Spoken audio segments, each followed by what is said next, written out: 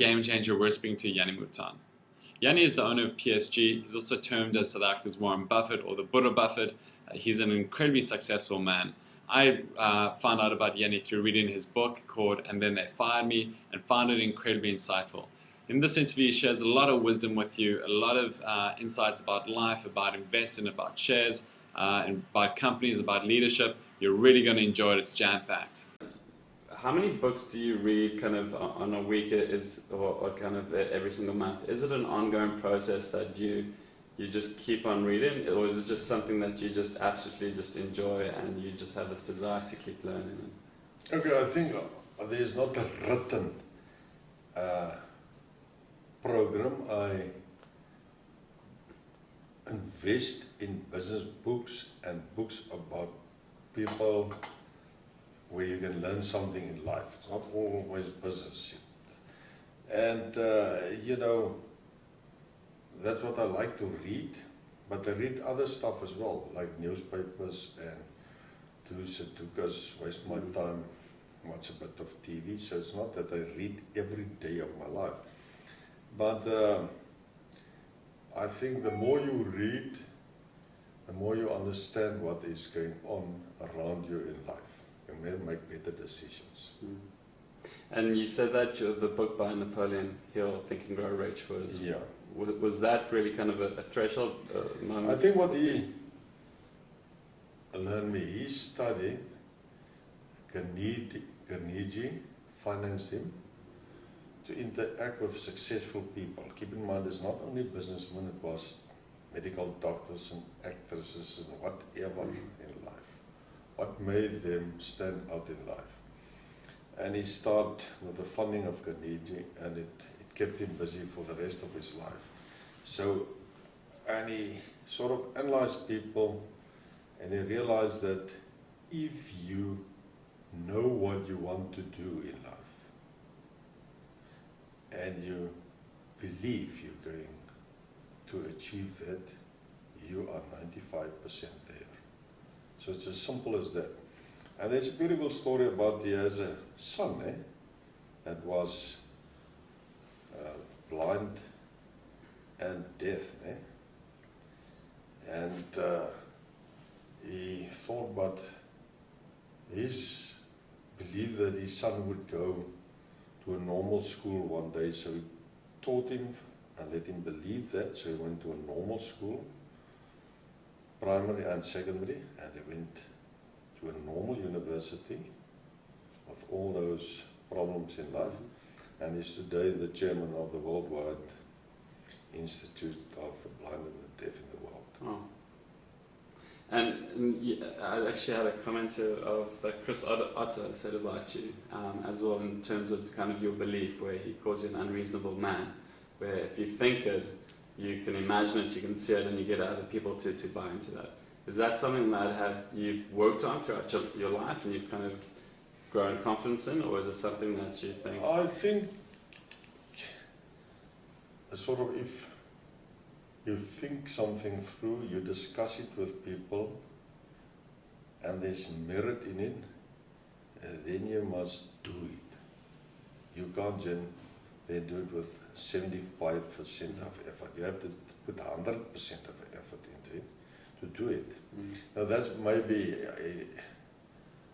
I don't think I'm an unreasonable man, but that is his view. Sort of endearment, I'd say. Yeah, you have to also then execute what you believe. Otherwise, it's always a good story. Okay, I was just bouncing around with some questions there. I want to go back to the start, where you founded SMK, and then you had a kind of a Steve Jobs moment, which you mentioned in the book as well, which was your own moment as well, but very similar to him, where you got kicked out of your own company that you'd started. Can you talk us through that process, because you went through quite a tough time, and something that a lot of people struggle with is they go through tough times and they don't see the end, kind of, they don't have hope that it can be better, and you kind of pulled yourself together and then started PSG. Okay, there's no doubt it's a tough time if it's unexpected. In my incident I didn't expect it. I was the CEO and the company was successful. And it happened overnight. So I was scared, I had a shock, I was embarrassed, and I was unemployed. Now, it's the first time ever something like that happened to me, so it is a shock. And at that time, I wasn't prepared how to handle it. And I had to learn over a 6 to 9 month period how to handle that. Now to summarize then, the first couple of months, you were shocked, so embarrassed you can't even tell your children or your family about it. I told my wife about it. I told the outside world I've resigned, but I know the message traveled in Joburg that I was fired. And then you realize it's only you that can make a difference about your life. It's nobody else, only you. And I think if people understand that, whether they are fired or whether they start a career, it's only you that can make a difference in your life. Now, you should know yourself then. Analyze yourself, that you know exactly what you are capable of doing. For instance, no way that I can do something like Steve Jobs did. I don't have the technical knowledge. And I must realize that I don't have the technical knowledge to go into mining. So you have to look at what you can master, what are your strong points, what are your weak points. And then I think in a period like that, analyze yourself and read as much as possible, because you have the opportunity to read. Now, if you read, you would see more opportunities in life. Because if you read about successful people, you will see opportunities. So each and every person, whether they are young or whether they're currently employed, could go through a process like that if they would like to better themselves.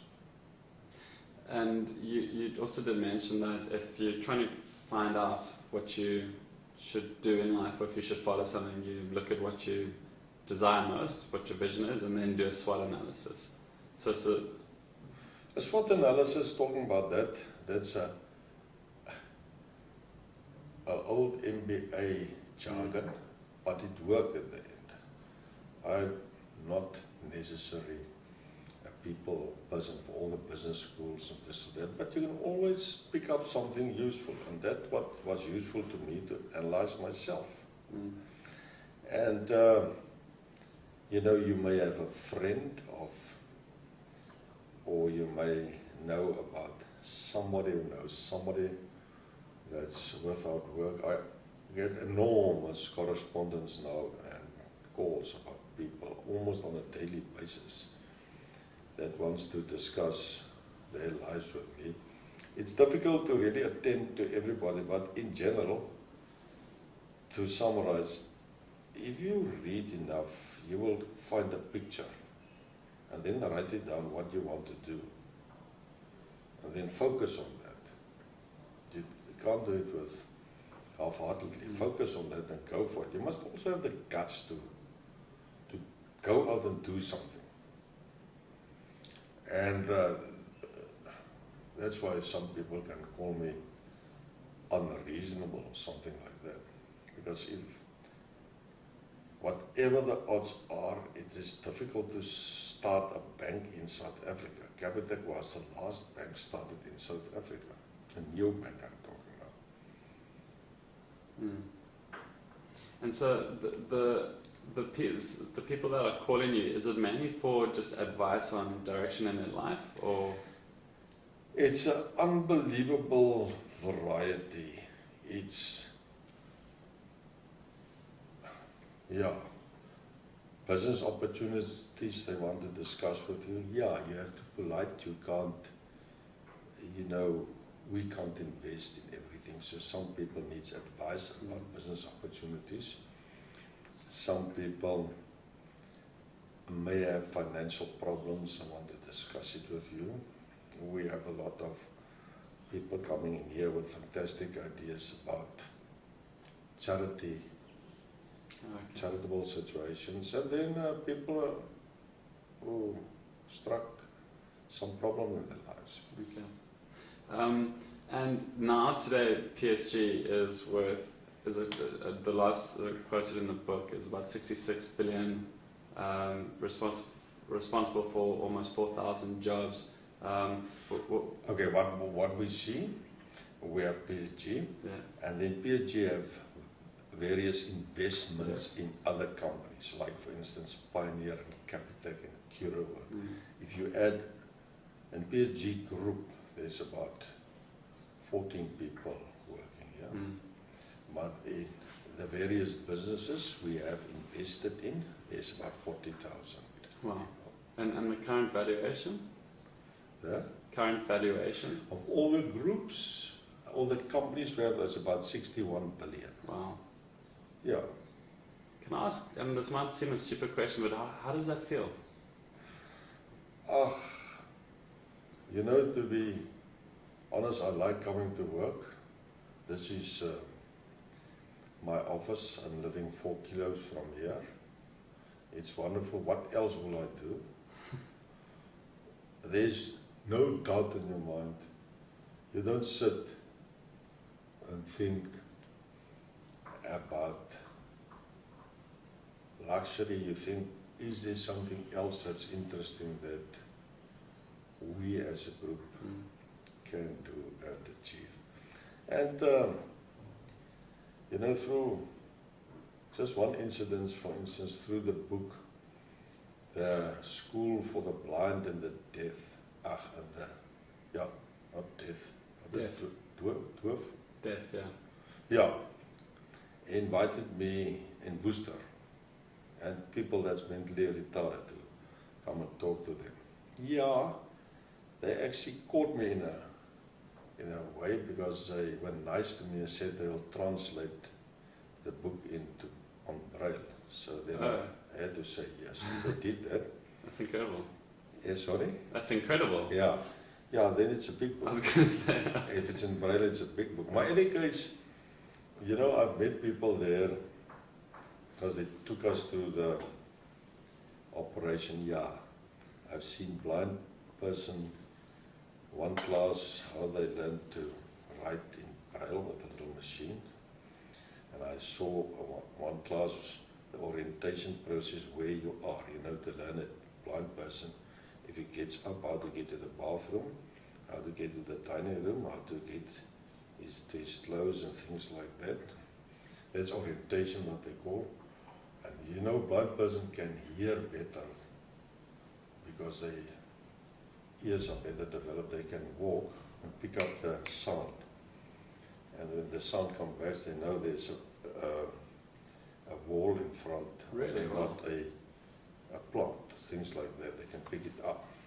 And I've seen people working in the factory, and you know, at the end of the day, coming out there, you realize how privileged you are.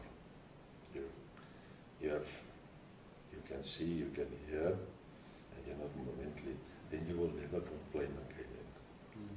So I often think how many people complain about things that happen when they're 100% normal. I will never complain again in my life. Can I ask you, with your wisdom that you've got now, and what you've learned now, if you could go back and meet Jannie at 18 years old, would you give him advice? Would you steer him in a different direction, or would you tell him to worry about certain things less? Okay, I think that's so. I think at the end of the day, you have to learn yourself. But I think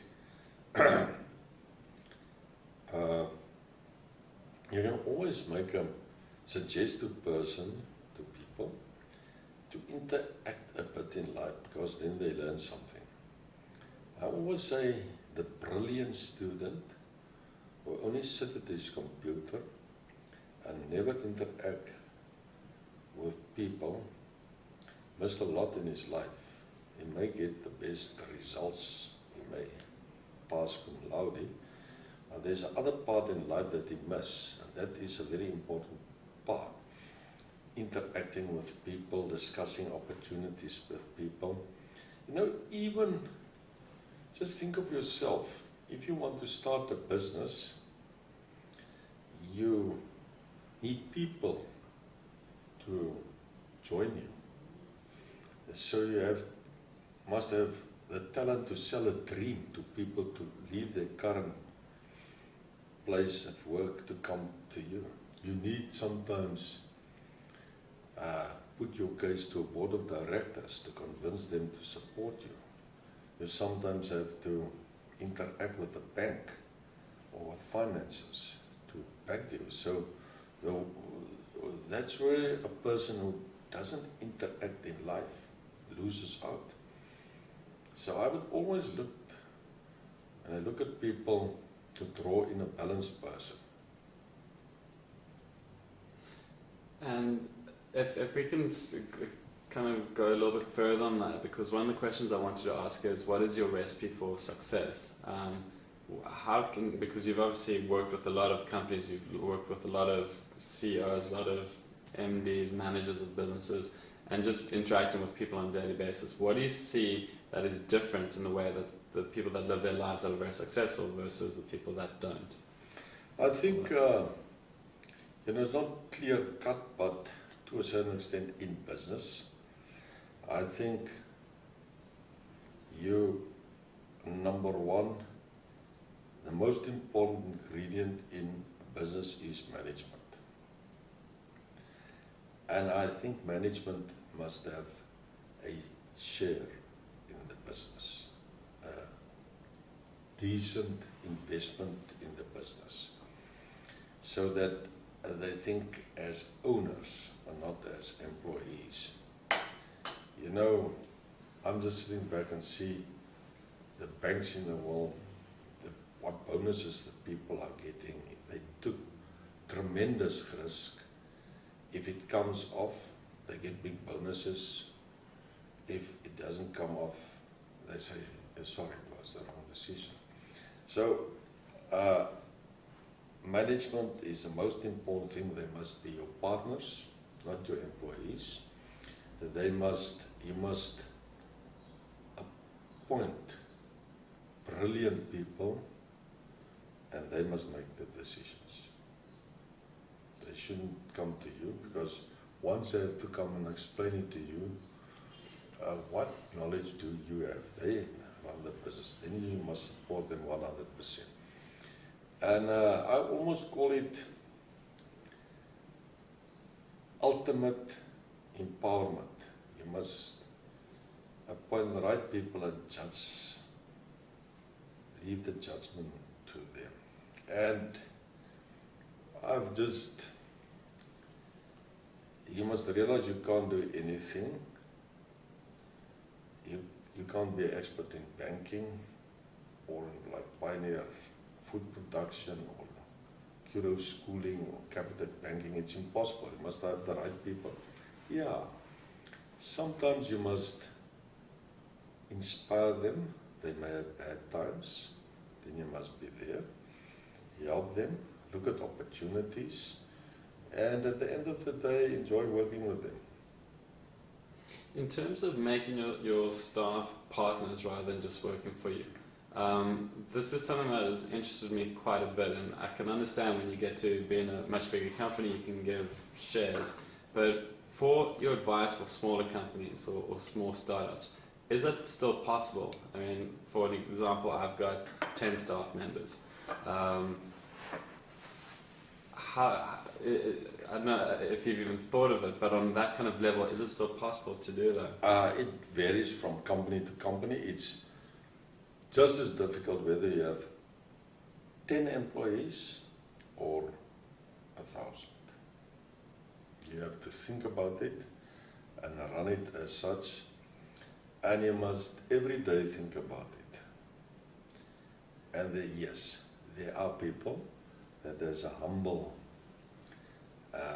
role in the company, for instance, the person who's making the tea, but let them feel good, show that Diversity is here with us the last 10, 13 years. She was poor, she stayed in a car, no house. Now she has a house.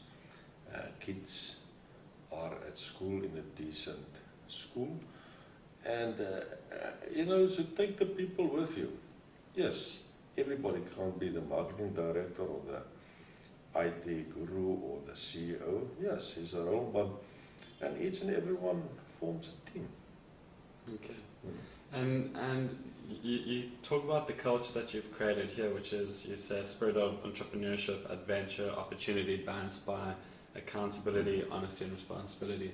So it's very much, it's the kind of give them freedom, but also hold them accountable as well. Are there certain things you as a company do to ensure that culture stays there? Or is it just... It's difficult, but I know exactly what you're referring to. A company will only survive if it's creative. The world is changing. So you have to be creative, whatever you call it. You have to stay with the new developments in life. And at least you must understand that, right? So it's a challenge. The next challenge is to keep the people looking at changes, opportunities, and bring it into discussion. You must encourage them. And you must encourage people to be enthusiastic as well. Let they come with you with ideas, and each and every idea, sometimes it just doesn't make sense, but rather try to look at the alternative to encourage them than to say, no, it won't work.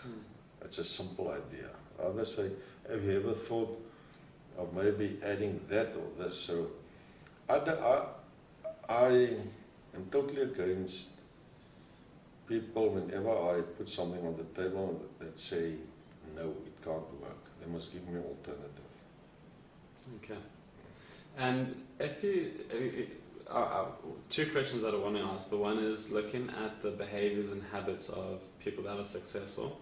But if we take a step back and looking at the way that people think, and which is something that Napoleon Hill obviously focuses a lot on, do you see that there's a difference? And just like the way that you're talking now is, you always see that there is a way that we can do something, or there's an alternative, we need to find solutions. Are there any other things that come to mind that you think are important in the way that successful people think, and not only kind of... Okay. One word that comes out clear in my life is focus. And you can keep that in mind for the rest of your life. If there is something you want to do, an idea or a business proposition or whatever, focus, eat, drink and live that till it is in place and work. And I've seen that a good example, sorry to use our own companies, is Capitec. The people are very focused there, and it's a very successful operation. So you shouldn't then jump from one thing to another, from one idea to another. You often get that amongst people, your friends. They are dreamers. There's nothing wrong, each and everyone is different, but a dreamer will never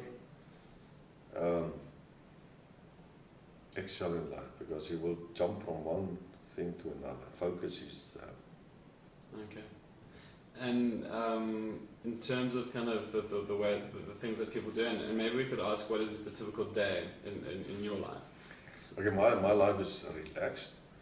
I come to work at 9 o'clock and usually leave at, say, 4. But if need be, sometimes I will work later, if need be. And even at home in the evenings, I often think about the company. When I was younger, I worked longer hours, and each and every night I was thinking, so a successful person, forget about myself. I've just read it the other day, work in daytime at this company, and at nighttime dream about the company. So, even this morning I came here because last night I was thinking of a specific opportunity. So I came straight to Pete and said, I was here at 10 to 9, and we discussed it from 10 to 9 to 10 past 10. So, yeah, and I like what I'm doing. I like it. Unbelievable. I'm lucky in life. Everybody working here is my friends, and there's in the bigger group a tremendous lot of number of people that they know and their children working here. Mm. I think in total, the other day, there's about 30 youngsters in the bigger group that I know their parents well. Wow. And if you look back over your career so far in your life, what are the things that stand out that you're most proud of and that excites you when you think about them? They don't necessarily need to be achievements, but... We are, at the end of the day, to be happy what you're doing, because each and every day amongst your friends to talk about your company, that is not the way I would ever do it, because we talk about general things in life, but for me it is what I wanted to do. I'm a fortunate man. My family is in the business as well, on merit. Mm-hmm. There's no nepotism or something like that. And I like it like that, and I think I'm privileged to. And if we can talk about investing for a moment, because you obviously are incredibly good at that. Any advice for young amateur investors? Because the one thing I did want to ask you as well is, which goes against everything that that kind of normal society says, is you borrow to invest and you borrow to buy shares, and you don't sleep well if you don't feel that you're in debt. But obviously that's a very calculated risk where you understand. Yeah, I won't recommend that whatsoever for young people. Yes, why I do that? Because I spend a lifetime in investments. Even at school and at varsity, I read everything I could about investments. I was a stockbroker for 13 years. Keep in mind that was my ambition to become a stockbroker. So, right, investing, I think one should realize that if you make the right investment positions, it will make a difference in your life financially over a lifetime. So I'm very keen that young people should at a very young age start investing and not spending everything that you earn. If you start investing in a disciplined way at a young age, it will make an enormous difference. When we have little tables here that can prove if you start investing at the age 25 till the age of 65, then you would have unbelievable planter's tree when you were young to sit one day in the shade. And in investing, yeah, everybody is not an expert, but then you make a point of making friends with an expert or somebody that can help you. So for me, it's become easy. Why? Because was my hobby for 40 years. I still like it. I made my first investments when I was an article clerk, earning nothing. I started investing. Yeah, and I made mistakes as well. I've learned out of mistakes as well. So in terms of trying to teach your kids, and I think your kids would be maybe different because you'd give them slightly different advice, but if you're speaking to a father who's got young children, how would you tell him that he should teach his kids And when you say kind of it's important to be disciplined about investing, so if he gets, does he get pocket money, or does he need to earn his own pocket money, whatever? I think it's a mixture. It's a good topic to raise. It is a mixture. From a young age, try to tell your children to save something.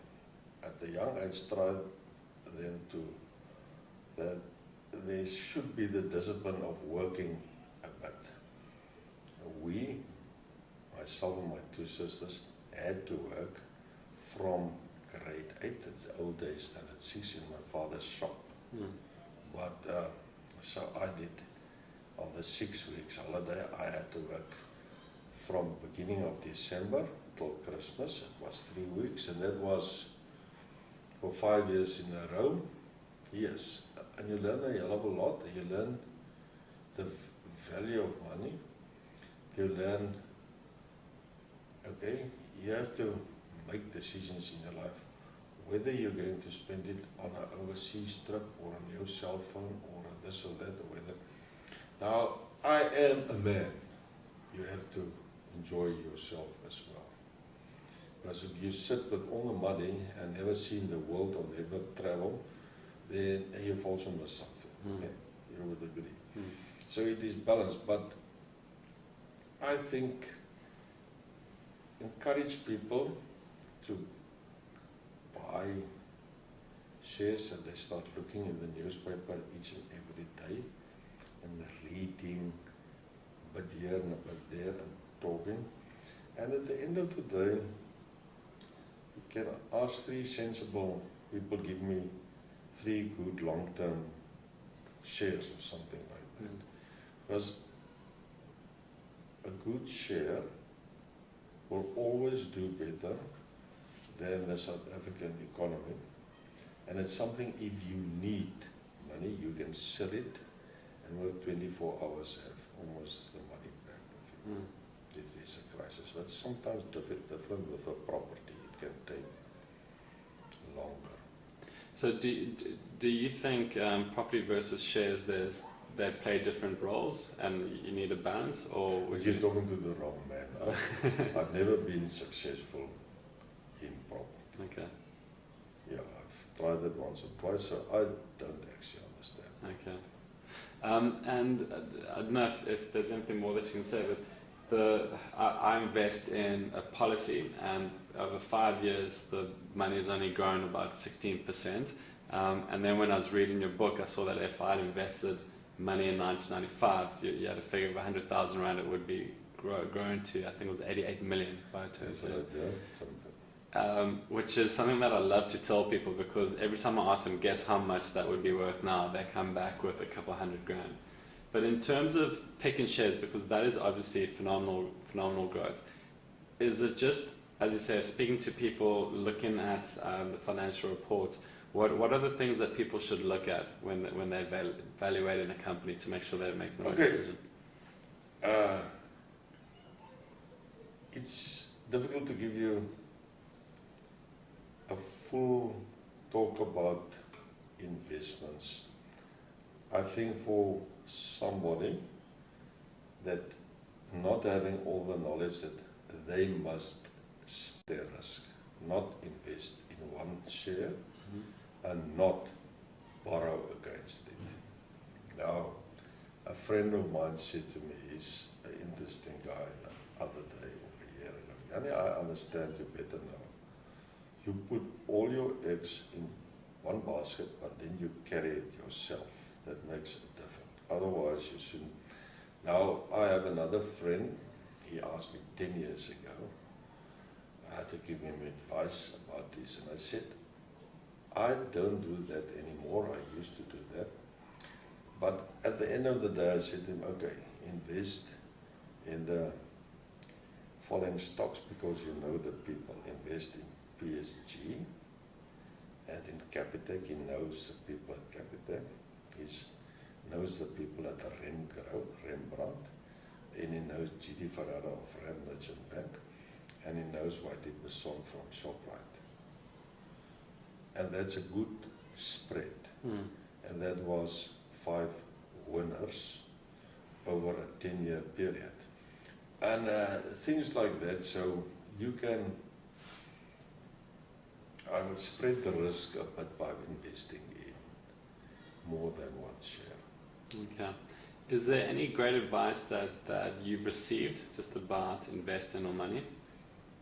I think the best advice that I've received is from my father, who actually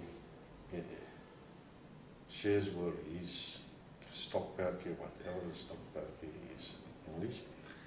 And I've learned a lot from him. And I learned what to start early in your life. And then you will almost learn through experience, because you will tend to watch your portfolio on a weekly, monthly basis. And there's no doubt, right through over the world, that is the way to be.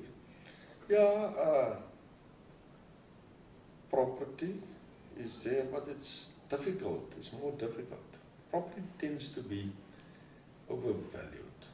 If you buy a house, it will do well, but if you buy a house for speculation purposes, the return is 3-4% because you have to insure it and you have to pay rates and taxes and things like that. Okay. This is a funny question, but I ask it for everyone that I interview just to find out.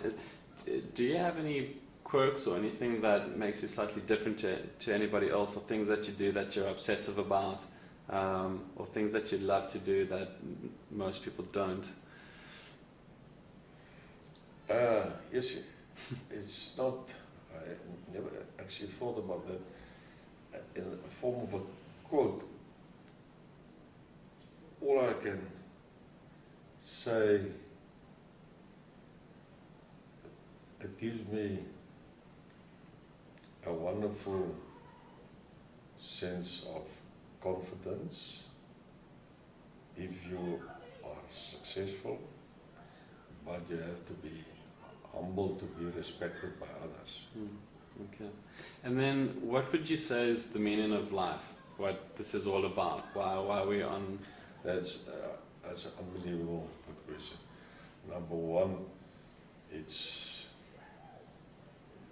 not money, it's health, happiness, good relation with your children and grandchildren, good relationship with your friends. But I told my mother when I was still young, she always told me two things. Jannie, life is not about money and things like that. You know, you may suffer, or you may have a problem in life. And I always said, well, if I have to suffer one day, I'd rather suffer in comfort. And, you know, I've learned, I've lost family members, and I know how tough that is. There's nothing that you can compare money about personal tragedies. There's nothing, you can't compare that. But at the end of the day, even in situations like that, you have to pull yourself together and lift your head and go on with life. I'm sorry, I wanted to bounce back to another question, because I'm ending off and there are deeper questions, but I don't want to end with this question. But you are a great negotiator, and do you have any advice to people on how to be a good negotiator? Okay, you said that. I've never realized that. I think you must know what you want to achieve. You must be honest to the other person, and what it should be a win-win. Then if that is your starting point, I read the other day, or last night, one about the transaction Warren Buffett had done. The sellers had the confidence, they had 3 potential buyers.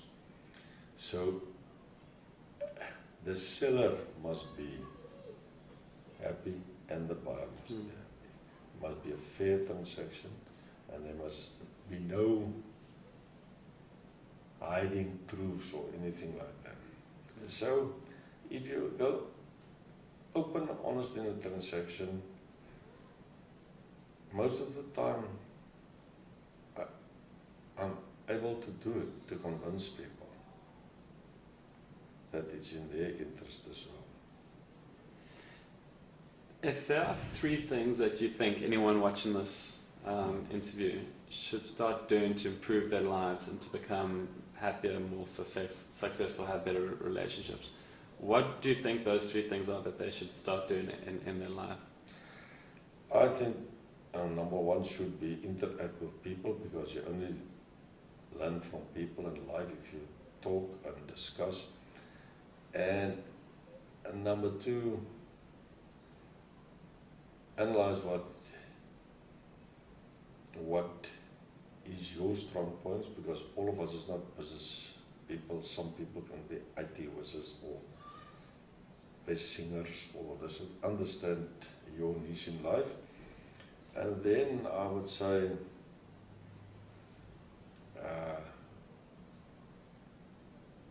put something in place to drive you to reach your full vision. You know, just don't stroll along and complain. And somebody that complains, spend this time. I'm actually fed up with South Africans sitting around the table telling me the bad things about South Africa. Because if it's so bad, then I will immigrate. It's a land of opportunities, yeah, there is. But somebody asked me the other day, what will I do if they nationalize Kiro? We've just invested. It's a private schooling operation. And I said to them, then I will immigrate and use my rest of my life to do something positive there. But I don't think it will happen. I put it on a scale, I think it's in the vicinity of 5 to 10% that we will go the same as Zimbabwe. That's a little, maybe you should take out a little policy on that risk. Yeah, something, use the opportunity. You can take a bit of money legally out of the country as an insurance policy against something. And then, because to sit here all day and night talking about everything that's bad, it's unbelievable negative. And I tell the people, it's impossible to start a Capitec in Germany or France, or it's been done there. Here you have opportunities like that. You can invest in farming land in Africa now because there's opportunities. Forget about buying something like that in America or Europe or things like that. So I'm glad you brought this up, because this was my next question, is what, and my feeling is the exact same thing, and we're also just, South Africans are too passive in making this country a better place. What do you think is one thing that that we can all do each day to make South Africa a better place? Is it, like you said, just changing the way we think and talk?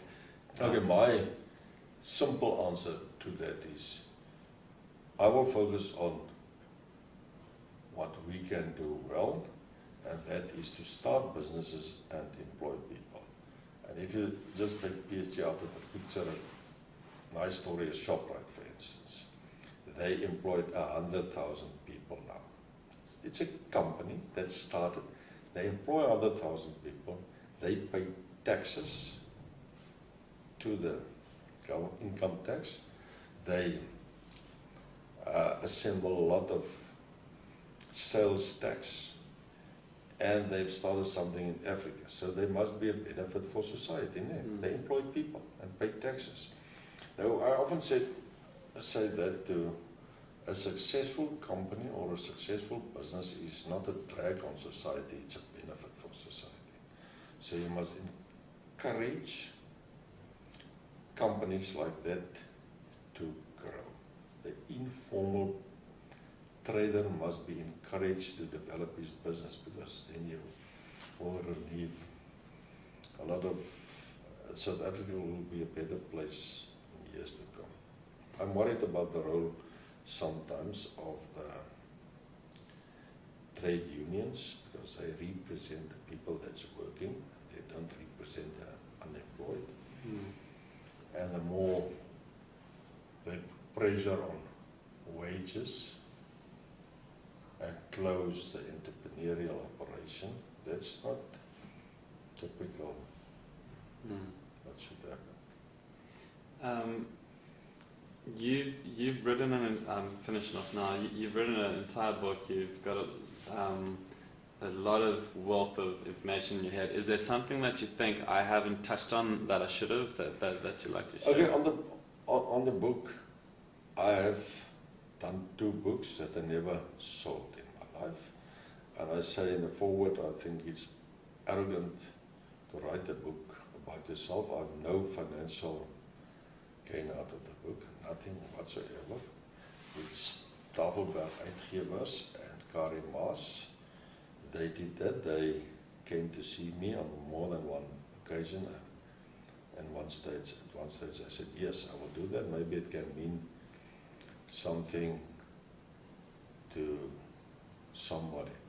I am doing something again for myself, and I have no intention to publish it. What is that? It's something like what I've learned in life. It's not only, for sure, it will be business lessons that I've learned in life, but there's more than business lessons. You know, there's the role in society, how you should approach helping other people, and on a personal note, who was my mentors, who did I learn the most from, things like that. Okay. Some softer issues as well. Okay. And just out of interest, why wouldn't you publish that? Because that could be... I mean, this book I learned a lot from, so I mean that book. You know, seeing how the interaction of the book, I may do that, but you must be pretty much sure of yourself, otherwise it can look arrogant. Okay. I like to do that, and that's why I like going through books like that, and I have everything I pick up in the newspaper. And I've 100 business lessons already that I'm going to expand and do better. And I take it home and where is Afrikaans? 100. And is that what you put together yourself? Yeah. Wow. Start one by one. Also know that was at 88. That was 5 March. Wow. And now I have to do something.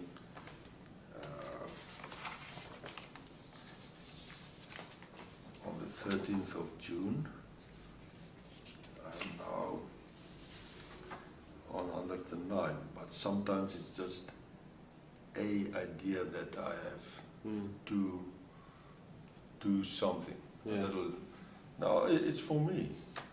But it's other people. With respect, though, it's not for you. It's your legacy that you can help so many people. And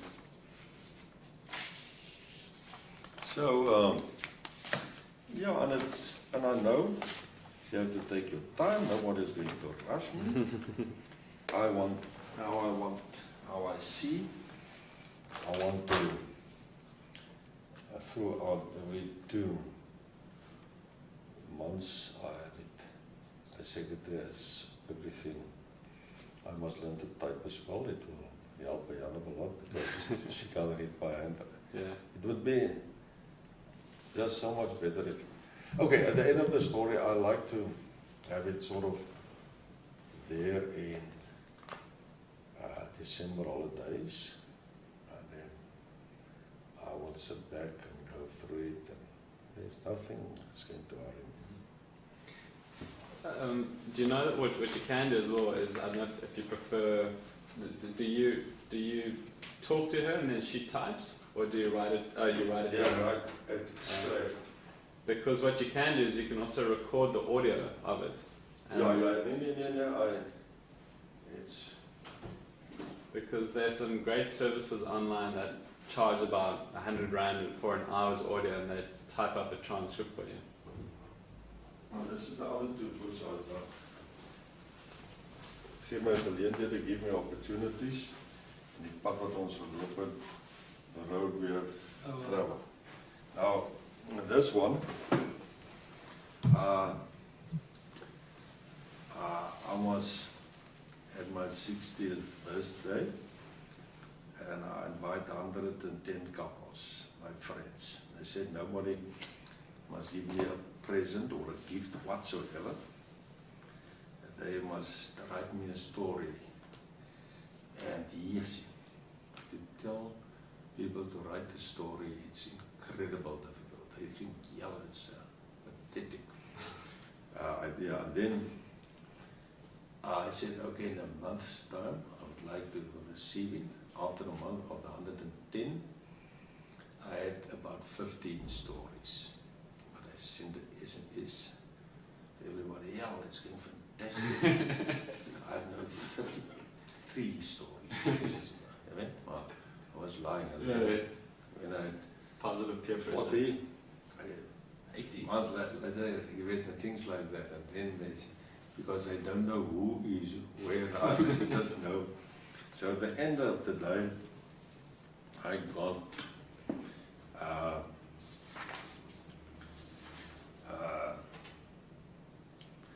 almost 100 stories, and then the guys who refused, I wrote the Tomb of the Unknown Soldiers to skryf ek maar iets oor hulle. You know that, but that's interesting. If you have, and I told them not to write about me, but to write something about life, nee. And so some unbelievable, wonderful stories by wonderful people, nee.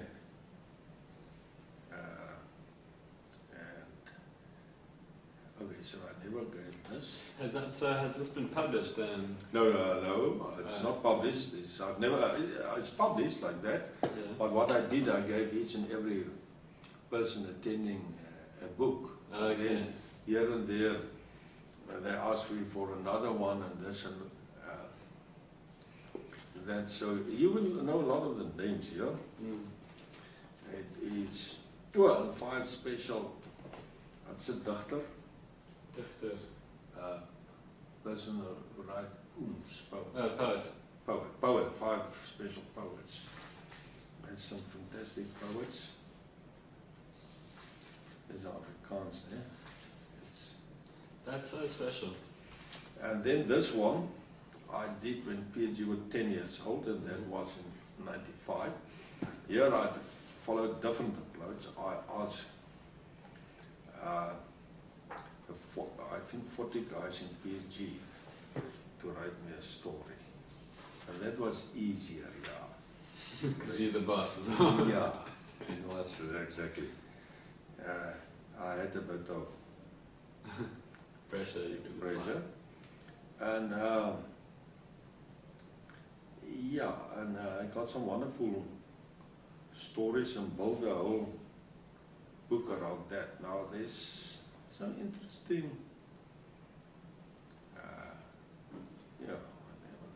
stories here, and there's a lot. Now Kari Maas, who wrote that book, had the privilege to go through this too. There's a lot of the history is in here, and the whole story about is in here, and then